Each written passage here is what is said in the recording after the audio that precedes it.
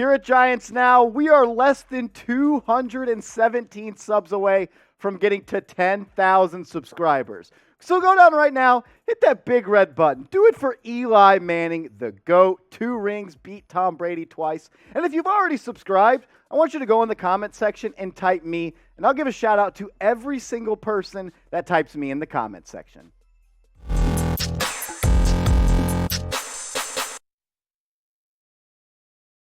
What's going on, everybody? You're watching New York Giants Now by Chat Sports. I'm your host, Marshall Green, and in today's show, it is filled with trade rumors. To start the show, we'll talk about Darius Slayton and everything surrounding him, and then on the tail end, we'll talk about Baker Mayfield. Yes, a wild and honestly a stupid Baker Mayfield trade idea. We'll break that down in a second, but first, let's start with Darius Slayton. He's been mentioned in trade rumors all off-season long. He got a pay increase from $900,000 to $2.5 million based on the amount of time he played in his first couple of seasons after being a fifth-round selection out of Auburn. I like what Slayton has brought to the Giants. But with the increase in salary cap and the Giants honestly being a little bit on the salary cap line, whether they want to carry that over into next season or be flexible in the regular season, Slayton may be a cap-cut casualty. So right now, the Giants are shopping him in trade rumors. And there's an ESPN trade idea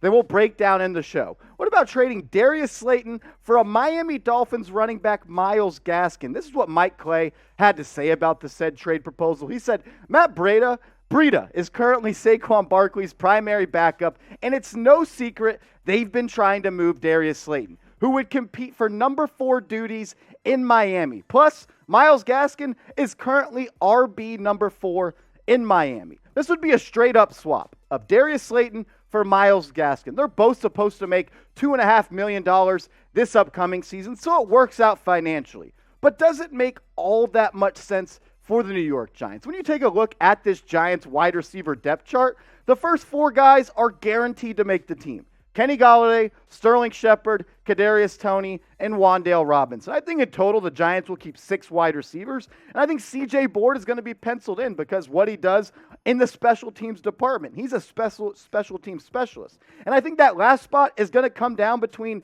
Darius Slayton and Richie James, who was signed in NFL free agency by the Giants. Brian Dable has already spoke glowingly about James, and if I had to predict it today, he would be the guy to make this roster. Slayton's no scrub. I don't want to get that misconstrued. What he's done in his NFL career after being a 5th-round selection is impressive. I mean, his rookie season, 48 receptions, 740 yards, 15.4 yards per catch to go along with 8 touchdowns and only 2 drops. But it was after that was he bitten by the drop bug, where he had 12 drops over the next 2 seasons, bringing his drop total to his NFL career of 14, and the production just wasn't the same in those following 2 seasons. Just 5 touchdowns combined in 29 games played, whereas he had 8 touchdowns in his rookie season. Slayton has been an overachiever in his NFL career, but I think his Giants career may be coming to an end. And at the end of the day, he really has nobody but to blame for himself, especially the fact that he was running with the 2s at minicamp. That's a problem when a new head coach comes in, a new offensive coordinator comes in, and you can't even crack the number 1 rotation at minicamp when Kenny Golladay, Kadarius Toney, and Sterling Shepard all weren't practicing. You were letting people like Richie James, CJ Board, and Travis Toivonen getting reps ahead of you in the offseason program. That's a problem, and that's why all these trade rumors and cut rumors are coming up surrounding Slayton. But this is the trade idea for Mike Clay. We talked about it off the top of the show. The Dolphins, they would get Darius Slayton. The Giants, they would get Myles Gaskin, a running back. Does it make sense? We'll continue to break this all down in a second, but I want to ask you this question before we get any further in today's show. Who actually wins this trade? Would it be the Giants because they're getting off of Darius Slayton? Or would it be the Miami Dolphins because they're getting Darius Slayton? I think it's a pretty even trade. I'm not even all that sure it makes that much sense for either team, but talent for talent, I think it's equal. But let me know what you think. Who wins this trade? Type NYG for the New York Football Giants, or you can go down and type MIA for the Miami Dolphins. When you think about the running back position for the Giants, they have a lot of young guys on this roster. And Myles Gaskin is still a young player. He's only been in the NFL for 3 years. In 2019, didn't really play that much, only played in 7 games, 36 carries, 133 yards, 3.7 yards per tote, and 1 tutty. Then he got an increase in volume and usage in 2020. He went from 36 carries to 142 carries and 584 yards, 4 yards per pop, and 3 touchdowns. And this past year, he was solid. 173 carries, about 600 yards, and 3 touchdowns. He's also a solid receiver out of the backfield. This past year, almost 50 grabs, really low yards per catch. Shout out to Tua for that. Just 234 yards, 4 touchdowns. But before that, 41 grabs, 388 yards, and 2 touchdowns. So he has almost 100 grabs and 6 TDs through the air. So he can do it both on the ground and through the air as a running back. When you think about what the Giants already have at that position,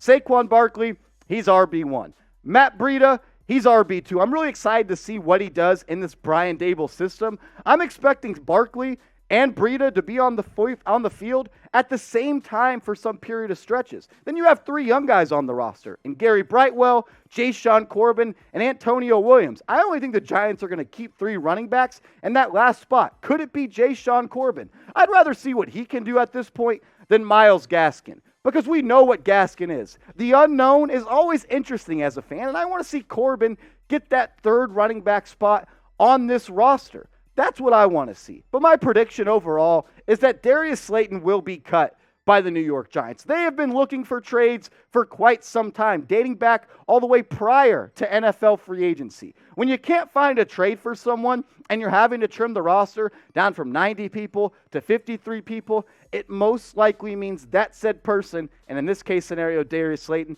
is on his way out and probably will be cut by the New York Football Giants. But I'll ask you this question, and then we'll talk about those Baker Mayfield trade rumors. Man, it's just weird at this point. But let me know. Be the GM. What should the Giants do with Darius Slayton?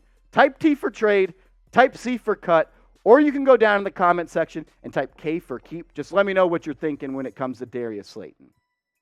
And to all the New York Giants Now subscribers and everyone watching this show, if you love the New York Knicks, you should go and subscribe to our Knicks channel, youtube.com/KnicksTV. I'm our host over there, and our NBA offseason coverage has been on fire. Back on NBA draft night, we were around 6,644 subscribers. And then today, in 19 videos later, we are up to 8,420 subs. So if you want videos like this, but on the New York Knicks, make sure you go subscribe, youtube.com/KnicksTV. Last topic on today's show, should the Giants trade for Baker Mayfield? This one comes from Mike Florio of ProFootballTalk. He listed the Giants as a Baker Mayfield destination. In my opinion, it doesn't really make all that much sense. I wouldn't make the move. I don't believe the Giants are going to make the move. But it's being talked about, so we'll talk about it. This is what Mike Florio said about the Giants and Baker Mayfield and a possible marriage. He said, the new power structure and Joe Schoen didn't pick up the 5th-year option on Daniel Jones. Although they refuse to explain it this way, they basically are betting that he won't be good enough to make them want to apply the much pricier franchise tag in 2023.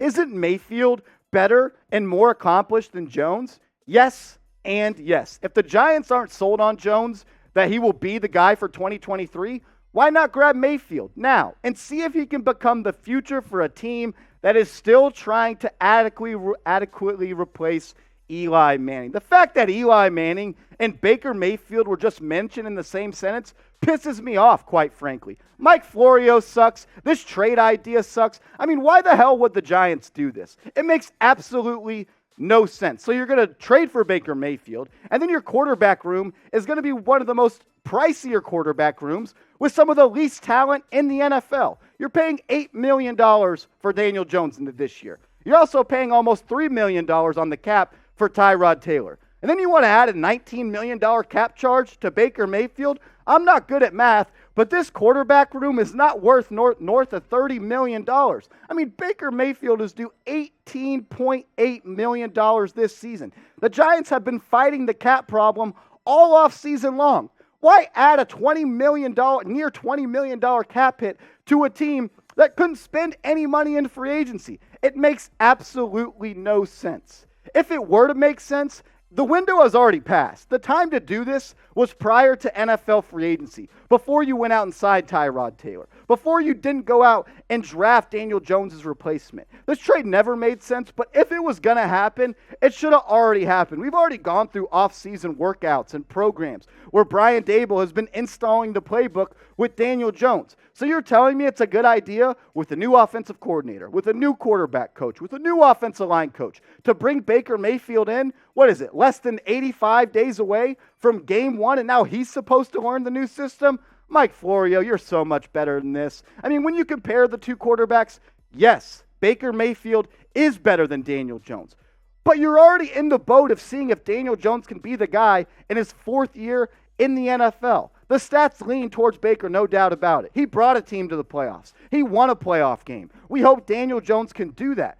But trading for him, in my opinion, doesn't make absolutely any sense for the New York Football Giants. It's not going to happen, but Mike Florio talked about it, so we talked about it on today's show. Look, if you made it this far in the video, I appreciate it. You're a real one. We had to get through all the nonsense that was being spewed about Baker and the Giants. So I'll ask you this question before we get on out of here. Pick a QB you'd rather have to start the season for the New York Football Giants. Is it Daniel Jones, type 8, or if you want Baker Mayfield to be the guy? Look, no judging. You're just wrong. You can go down in the comment section and type 6 for Baker Mayfield. And we also got this. I forgot about it. If you made it this far in the show, I want you to go down in the comment section and type real one, because it's July. We're talking about Baker Mayfield trade rumors, and only the real people, the real ones, are watching these videos all the way through. We're hooked up with that info. Shout out to the analytics and Brett Scott. He invented YouTube Live. But if you made it this far in the video, go down in the comment section and type real one.